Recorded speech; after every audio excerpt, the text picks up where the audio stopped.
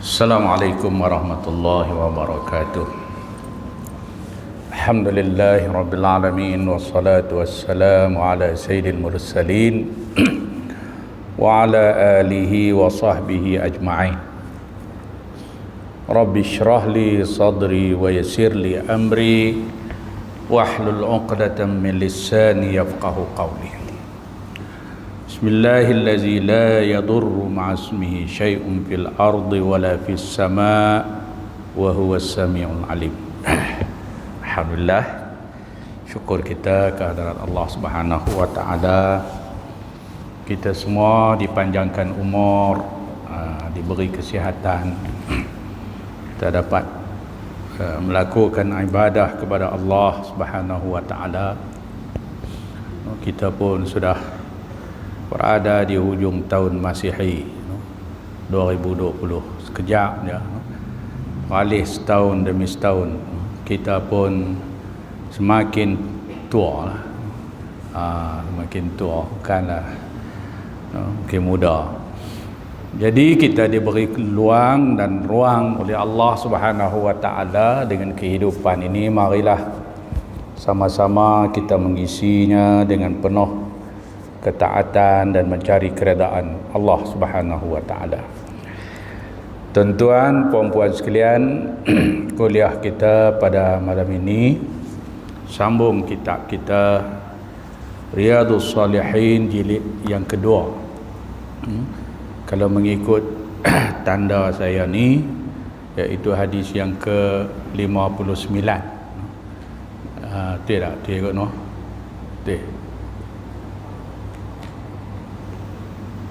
Nombor apa? Nombor hadis tu.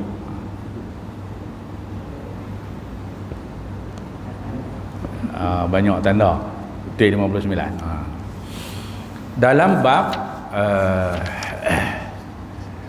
memelihara kehormatan kaum muslimin, bab ta'zim hurumatil muslimin.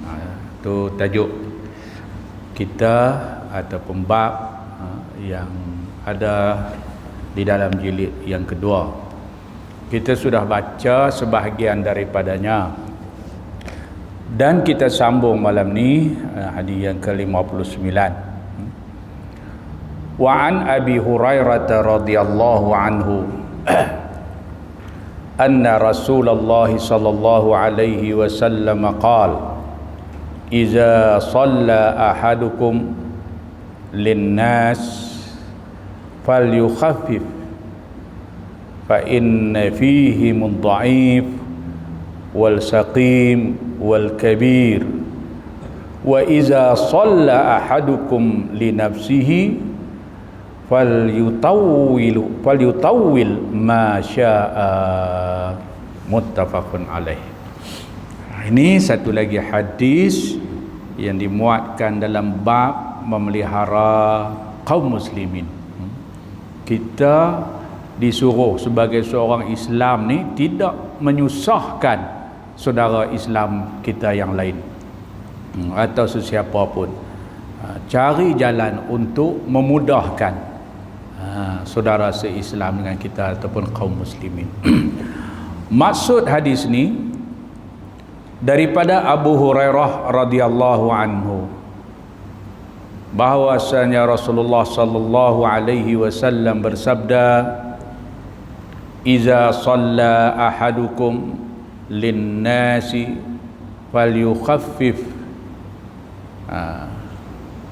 Jika salah seorang daripada kamu sembahyang di sini maksudnya jadi imam, sebagai imam, falyukhaffif, maka hendaklah diringankan, yakni dipendekkan bacaan.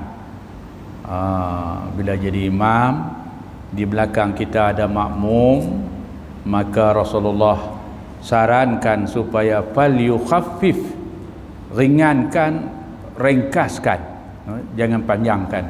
Pasal apa? Fa inna fihi mud-dha'if was-saqim wal kabir. Kerana di antara kaum terdiri daripada ad-dhaif, orang yang lemah. Di belakang kita tu bukan semua orang kuat. Ada yang tinggal 3 selender. Ball joint pun dah longgak lah bunyi. Jadi panjang, dia nak berdiri lama tak boleh. Dhaif makna dia lemah. Lemah kerana tua, lemah kerana sakit dan sebagainya. Kena timbang semua tu. Satu, Nabi kata fa inna fihimud dhaif, kerana pada mereka itu kaum muslimin yang menjadi makmum di belakang imam itu ada yang lemah. Wasaqim, juga yang sakit, wal kabir, dan tua. Kan? Jadi kita kalau jadi imam kena ambil kira makmum di belakang, jangan kira kita. Jangan kira kita. Jadi nampak tak macam mana agama kita Islam meraihkan kaum muslimin semua. Hatta dalam ibadat sekalipun kita kena ambil kira keselesaan orang yang di belakang. Apatah lagi di luar sembahyang. Dalam sembahyang pun kena ambil kira, kena bertimbang rasa, apatah lagi di luar sembahyang. Kemudian Rasulullah kata lagi, wa iza shalla ahadukum li nafsihi falyutawwil ma syaa. Jika salah seorang kamu sembahyang seorang diri, seorang-seorang yang sembahyang tengah malam di rumah, falyutawwil ma syaa, bolehlah dia memanjangkan bacaan mengikut kehendaknya. Dia nak baca mana? Nak baca sampai 1 juzuk ke? Buat kalau kita mampu, seorang-seorang. Kan 2 juzuk ke, 3 juzuk ke, 1 rakaat. Kita sembahyang seorang. Itu Nabi kata buatlah masya-Allah, macam mana yang dia nak, lama mana pun.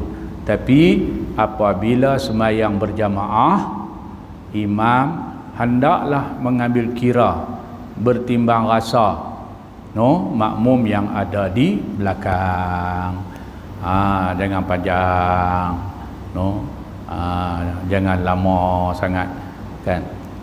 Ini menunjukkan bagaimana cantiknya apa yang diajak oleh Rasulullah sallallahu alaihi wasallam. Ambil kira. Tapi ada juga orang buat model hadis ni masa PKP itu. Kan PKP itu semua kita sembahyang tarawih di rumah, kan. Kita semua ni jadi imam belaka. Jadi imam belaka. Imam tak pernah jadi imam. Bini duk kejan, tahu kejan. Duk suruh juga pak hang kena jadi imam. Naik-naik laki dia jadi imam punya seronok bini. Dia kata suamiku imamku. Kan macam tajuk drama. Syiar dia. Tapi rakaat pertama qulhu, rakaat kedua pun qulhu. Tahu qulhu Allah lah, surah Ikhlas.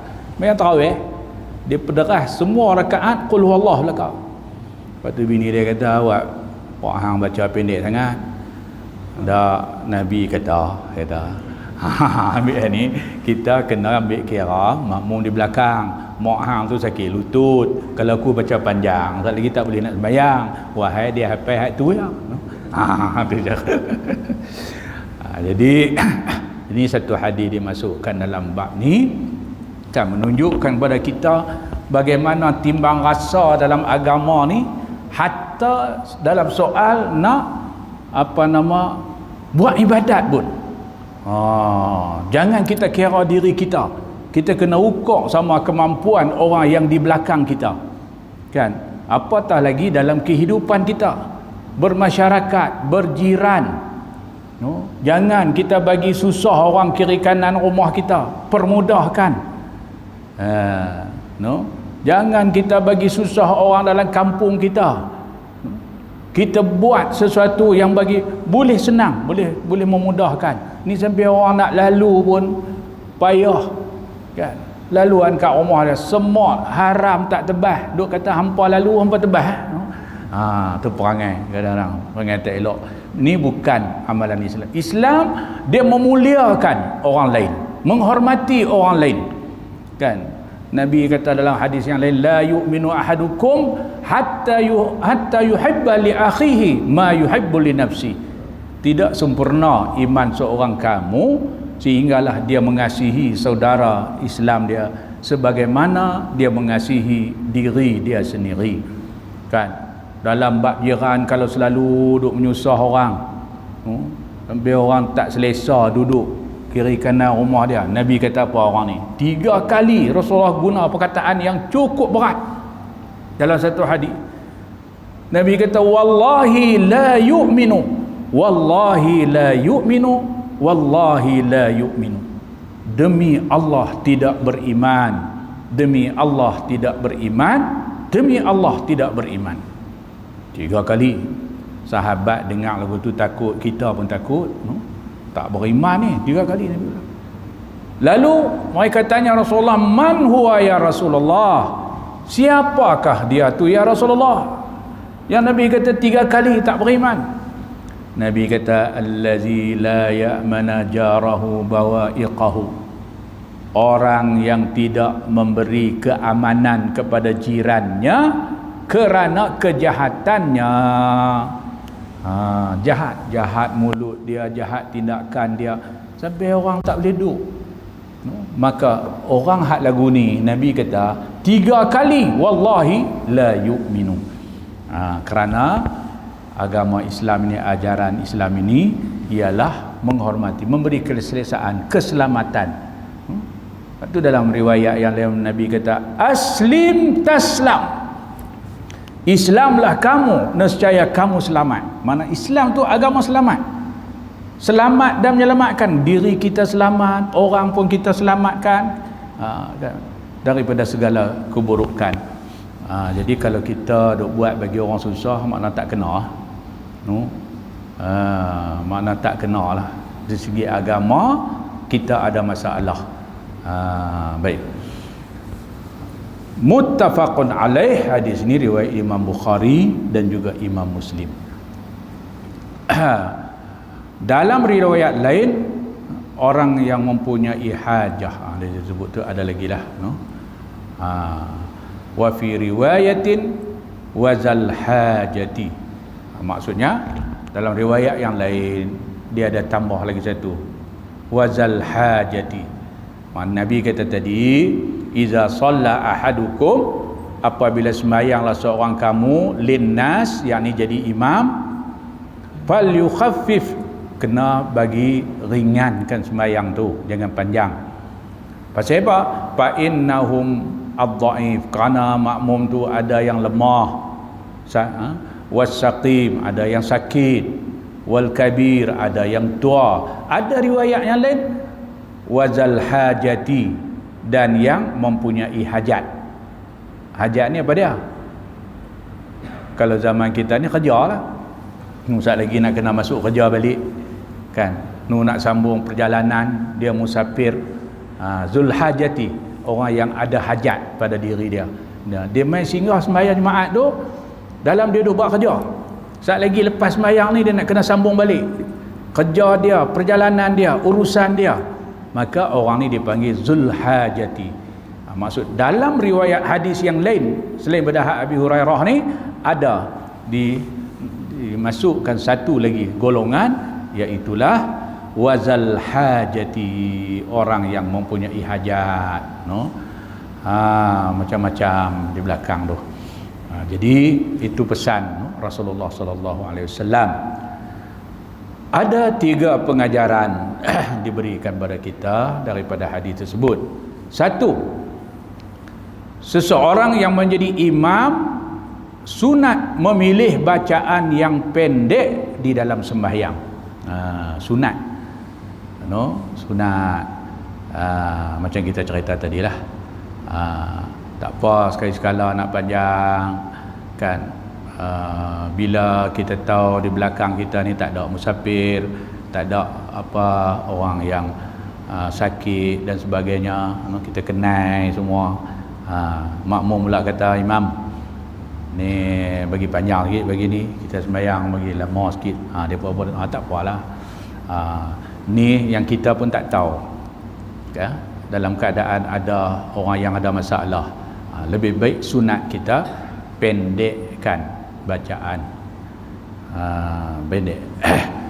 Yang kedua, seseorang yang sembahyang seorang diri, bolehlah ia membaca surah yang panjang. Kita nak baca panjang, kita sembahyang di rumah, sembahyang di rumah seorang-seorang, baca panjang-panjang kan, seseronok, lazat kita berhadapan dengan Allah. Ketika tu tak apa, kita buat. Yang ketiga, Islam adalah agama yang mengambil berat dan bertimbang rasa terhadap masalah orang lain. Kena ambil kira masalah orang lain, tuan-tuan. Macam sekarang ni kan, walaupun kita keluar daripada PKPB lah, masih PKPP, masih ada SOP kan. Ada satu tempat tu tak boleh ramai, tak boleh ramai, dia terhad. Jadi kalau mai lagi orang nak pergi tempat tu, dia kena tunggu bagi orang keluar dia masuk. Kita hak duduk dalam tu pun fikirlah kawan duk beratok. Kadang-kadang kedai makan hak kecil, orang ramai nak buat ke mana sedap, sedap satu. Hak duk serve tu bujang, tu satu. Tu yang ramai. Lepas tu kan ada yang dah habis makan duk buat sembang lama tu, yang orang duk beratok berdiri terpacak, tak kenal lah lepas tu. Habis keluar bagi orang lain pula. Ada timbang rasa. Bukan kedai makan saja, macam tu juga di pengurusan yang lain. Dia kena beratok, tak boleh ramai. Ketika tu kita timbang rasa lah, kawan hak duk tunggu itu melambangkan cantik dan indahnya Islam kita. Kalau pakai ikut diri kita aja, kepentingan diri, hak ni satu amalan yang sangat buruk, yang bukan akhlak Islam. Timbang rasa, itu adalah amalan dalam Islam. Habis satu hadis. Kita baca lagi satu yang ke-60. Wa an Aisyah radhiyallahu anha qalat, in kana Rasulullah sallallahu alaihi wasallam la yad'ul amal wa huwa yuhibbu an ya'mala bihi khasyata an ya'mala bihi an-nas fayufrada alaihim, muttafaqun alaih. Ni kita tengok sifat timbang rasa Rasulullah. Daripada Sayyidatina Aisyah radhiyallahu anha, sesungguhnya Rasulullah sallallahu alaihi wasallam meninggalkan sesuatu amalan ibadat sedangkan baginda suka melakukannya. Pasal apa? Semata-mata kerana bimbang akan diikuti oleh manusia dan ditakuti menganggap satu fardu ke atas mereka kelak. Nabi ada amalan yang dia duk buat, Rasulullah takut umat-umat dia duk anggap amalan ni wajib. Pasal Nabi duk buat, Rasulullah tinggal. Kan, siapa dia? Antaranya sembahyang tarawih. Sembahyang tarawih Rasulullah berjemaah hanya berapa hari je kan. Lepas tu Rasulullah buat di rumah. Pasal apa? Sebab dibimbangi saat ni umat-umat dia sangka wajib sembahyang tarawih tu. Wahai sunat. Itu contohlah. Rasulullah fikir soal umat dia, hatta dalam soal ibadah. Nak buatlah. Tapi dia Rasulullah takut dia jadi satu bebanan yang orang anggap hak sunat tu jadi fardu. Makna Rasulullah beribadat pun dia ambil kira umat-umat dia yang lain. Tak ada apalah nak menyokong hak tadilah. Di antara sifat-sifat Rasulullah sallallahu alaihi wasallam ialah bertimbang rasa kepada umatnya, di mana baginda tidak melakukan amalan sunat secara berterusan kerana takut disangkakan wajib atau fardu oleh umatnya. Sallallahu alaihi wasallam. Puasa pun lagu tu. Ada hari puasa, ada hari berbuka, ada hari puasa, ada kecuali Ramadan jelah. Ramadan jangan buat begitu, no? Bagi sehari puasa, sehari tak, ni hak sunat. Bahkan Rasulullah tegur sahabat yang duk buat derek terus amalan sunat ni. Yang kedua, Islam adalah agama mudah diikuti dan senang diamalkan. Ad-dinu yusrun. Agama Islam ni sebenarnya mudah untuk diamalkan. Tapi kalau kita silap tunjuk contoh, orang duk anggap Islam ni berat. Islam ni berat kan.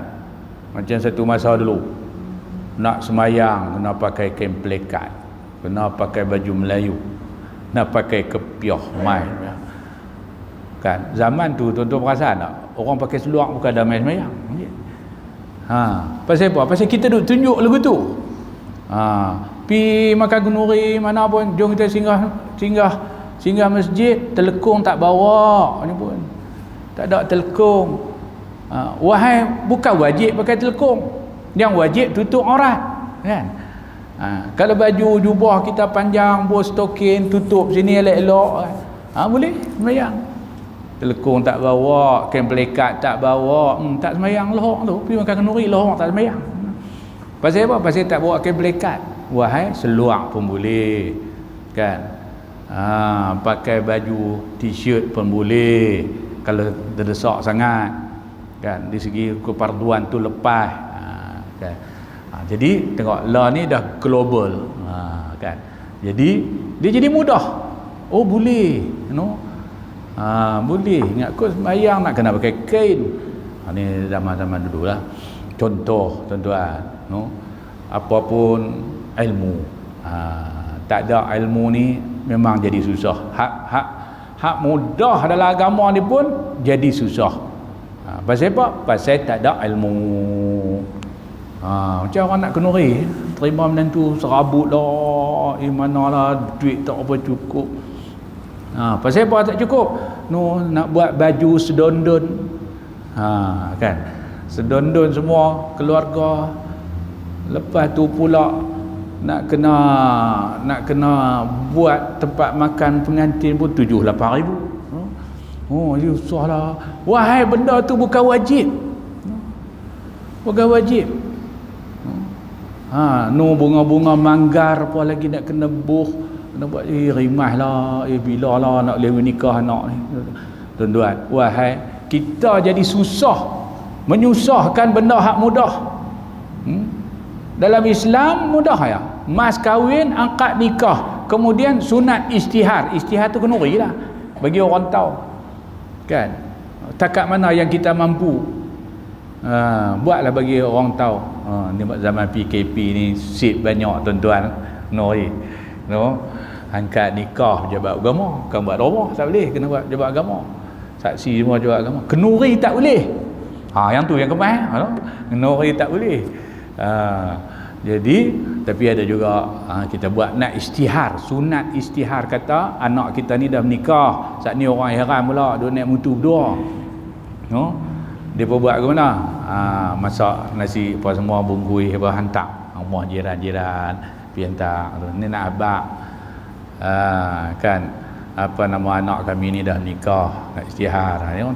Tapi nak istihar lah tuan-tuan, cukup mudah. Buh Facebook lah. Semua orang ada Facebook, tangkap gambar buah Facebook. Selamat pengantin baru, kan? Kenuri tidak ada kerana PKPB. Doakanlah kedua pengantin anak kami ni. Bubuh dalam Facebook, PKPB lah. Tapi bila lepas dah ni, kita buatlah yang nak buat, kan?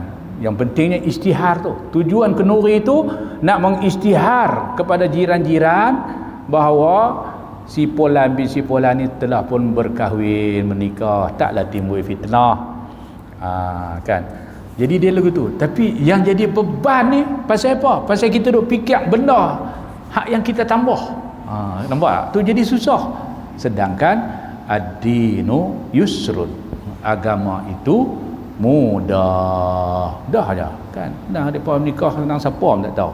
Pi siam balik main duduk dua lah no. Tu terlampau mudah sangat dah no. Dia jadi fitnah. Baik. Wa anha radhiyallahu anha qalat nahahumun nabiy sallallahu alaihi wasallam 'anil wasali rahmatan lahum faqalu innaka tuwasil qala inni lastu kahayatikum inni yut'imuni rabbi wa yasqini. Daripada Siti Aisyah radhiyallahu anha katanya, Nabi sallallahu alaihi wasallam melarang umat Islam daripada puasa bersambung siang malam. Siang malam tu makna tiap-tiap hari puasa. Puasa sunat lah. Jangan ambil nas ni pergi bubuh puasa Ramadan kena kat dia. Dia penyegat. Nabi tak bagi sambung-sambung puasa. Wahai dia mengaji takbir. No, ambil puasa sunat, Nabi tak bagi puasa direct terus sampai tiap hari puasa. Ianya adalah sebagai rahmat kepada mereka. No? Lalu mereka berkata, sedangkan engkau berpuasa menyambung siang malam. Dia berkata, Rasulullah puasa selalu. Baginda bersabda, aku tidak seperti kamu. Aku tetap diberi makan minum oleh Allah. Sebenarnya Nabi pun tidak berpuasa tiap-tiap hari. Jadi Nabi habaq tu pasal apa? Takut umat-umat dia, sahabat-sahabat ikut puasa sampai tak ada selang hari. Kan? Takut pasal apa? Jadi berat kepada umat-umat dia. Jadi nak habaq apa ni? Bagaimana bertimbang rasa dalam agama ni, hatta dalam soal ibadat sekalipun ditunjuk oleh Rasulullah sallallahu alaihi wasallam. Wa ma'nahu yaj'alu fi quwwata man akala wa syariba. Maknanya Allah jadikan pada aku kekuatan orang yang telah makan dan minum. Jadi Rasulullah SAW tegah kita puasa sambung-sambung, tapi Rasulullah kalau ada dia buat pun Allah bagi dia rasa kenyang, macam mana orang makan, macam mana orang yang minum walaupun dia berpuasa. Tapi kita orang awam biasa ni kan tak macam tu, kena makan, kena minum. Jadi puasa sunat ni biarlah berselang-selang hari, jangan sambung menyambung. Baik. Pengajarannya, satu, haram puasa bersambung siang malam, sama ada puasa sunat atau wajib. Kalau sambung dengan malam, siang puasa, malam puasa. Tak, puasa hanya siang, malam tidak. Kan. Yang kedua, amalan yang disyariatkan oleh Islam tidak membebankan umatnya.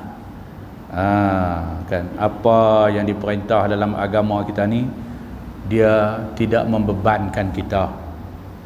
Tak beban sebenarnya. Yang jadi beban kita silap. Tu yang jadi beban. Tengok sembahyang yang wajib 5 waktu, kan, puasa yang wajib sebulan. Yang lain sunat tu terpulang pada kita, dan Nabi larang menyambung puasa. Dia kan ringan. Zakat bukan Allah Ta'ala ambil sampai setengah harta kita. Dah 2.5 aja, kan, tak semua. Jadi mudah semua. Kemudian yang ketiga, tujuan makan minum ialah untuk kesihatan dan kekuatan badan. Kan, kita kalau tak makan lama, dia beri kesan kepada kudrat kita, tubuh badan kita. Kan, ada orang kalau dia tak makan jadi ketak. Jadi ketak, lapar-lapar kan. Sama kawan-kawan kita hak kerja manis. Dia bertanya dia. Kalau tak makan dia ketak. Hak kerja manis lah, hak kerja kawan tak. Dia boleh tahan. Kan, dia jadi tak. Jadi kena makan, kena minum. no. Ini pernah berlaku pada seorang sahabat Abu Darda. Abu Darda kan, dia Rasulullah persaudarakan dengan Salman Al-Farisi. Dengan Salman Al-Farisi, pernikah saudara baiklah, Nabi saudarakan Salman Farisi dan juga Abu Darda. Satu hari Abu Darda, Salman pergi ziarah rumah Abu Darda. Pipi tengok, Allah miskin, no? Dan dia bela mak dia. Mak dia pun pakai cupan camping, pakaian pun tak sempurna, no? Lepas tu mak dia kata, Salman, saudara kamu Abu Darda ni, dia tidak ada hajat apa dunia, dia kira ibadat saja, no? Ada apa ala kadar lapik-lapik perut tu, dia tak ada kau nak cari bih, tak ada, no? Lepas tu Abu Darda pun buat mainlah makanan, buat kurma apa untuk jamu Salman. Dia kata, silakan makan wahai Salman saudaraku. Lepas tu Salman kata, mainlah makan sama. Abu Darda kata, ada, aku tak makan, aku puasa. Lalu Salman kata, aku tak mau makan lagi, hang tak makan. Dia puasa tu puasa sunat, no? Makan, dia pun terpaksa makan. Sampai malam disiap tempat tidur, suruh tidur. Salman pun tidur. Salman kata, mailah tidur. Tidurlah, aku nak sembahyang. Hang tidur dulu, saat ni kita bangkit sembahyang. Elok sampai separuh malam dekat nak subuh, Salman gerak Abu Darda, sekarang qumil an, bangun sekarang, kita sembahyang.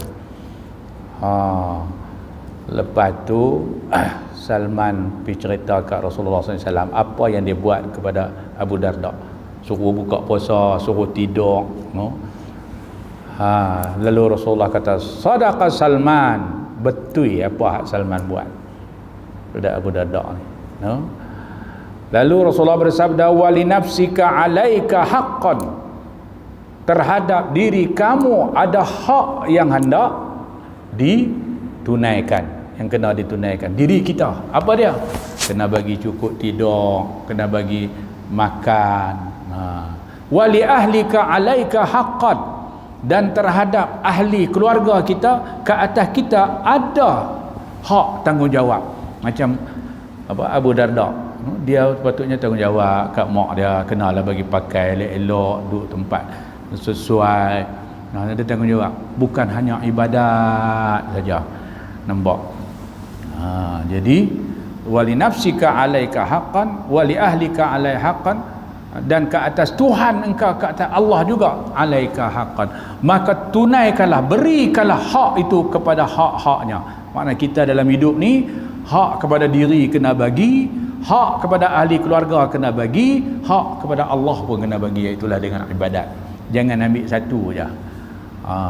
Jadi apa nama, Salman Al-Farisi pebetul Abu Darda, peringat Abu Darda, tak mau bagi dia silap dalam ni, dalam apa nama, melakukan perintah-perintah yang diperintahkan oleh Rasulullah sallallahu alaihi wasallam. Jadi kena makan, kena minum, no? Kemudian wa'an Abi Qatadah Al-Haris bin Rib'i radhiyallahu anhu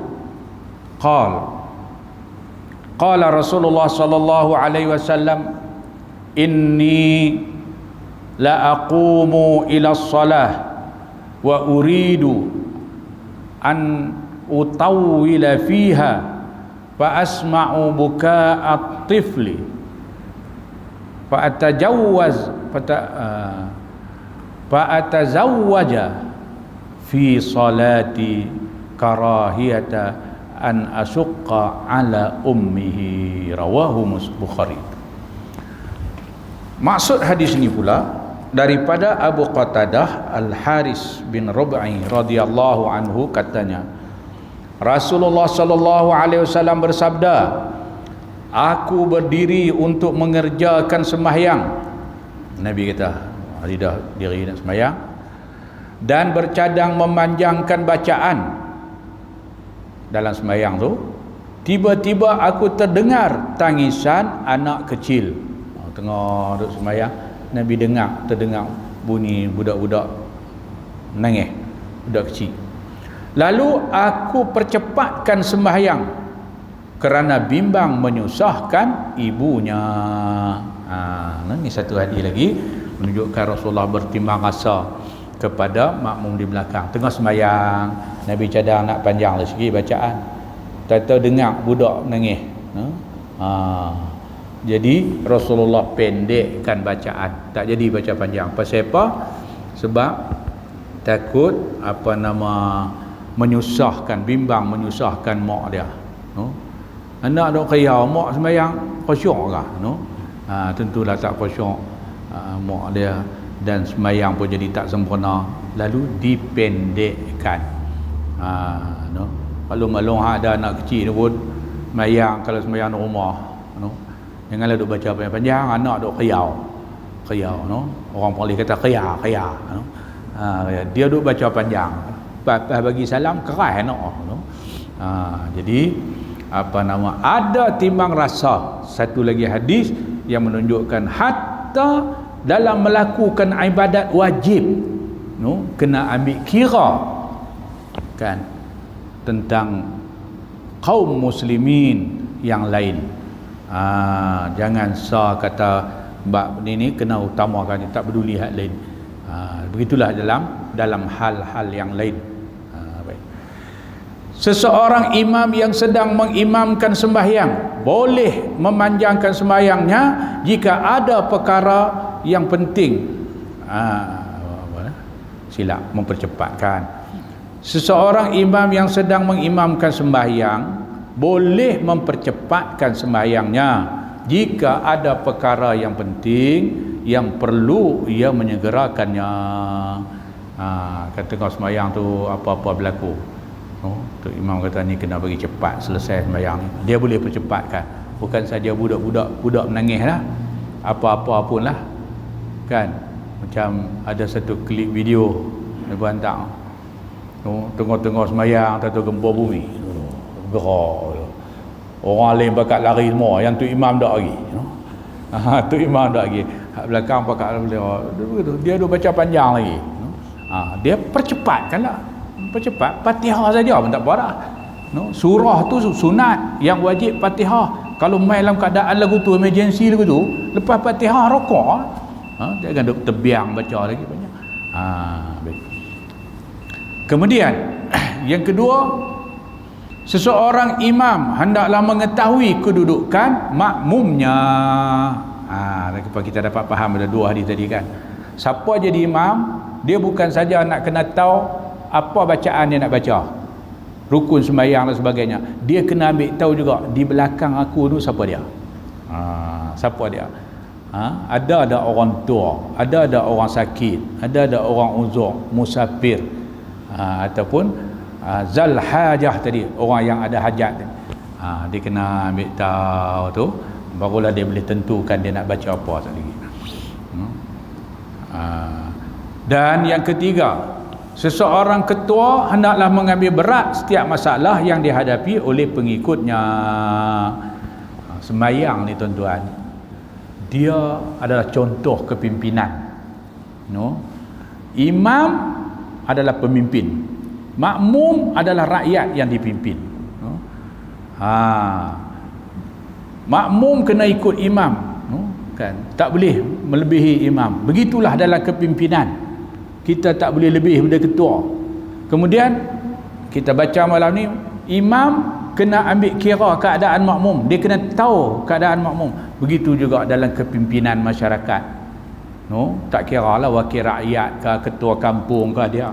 Jangan duk syok kan, jadi orang besar ya. Dia kena turun ambil tahu bagaimana keadaan orang yang dia pimpin, orang yang dia perintah di bawah pemerintahan dia. Kena ambil tahu apa yang sesuai untuk mereka kan. Jadi sembahyang ni dia serupa modul kepimpinan yang cantik yang ditunjukkan oleh Allah Subhanahu wa taala kepada kita, oleh Nabi sallallahu alaihi wasallam. Itulah. Kemudian hadis yang ke-63.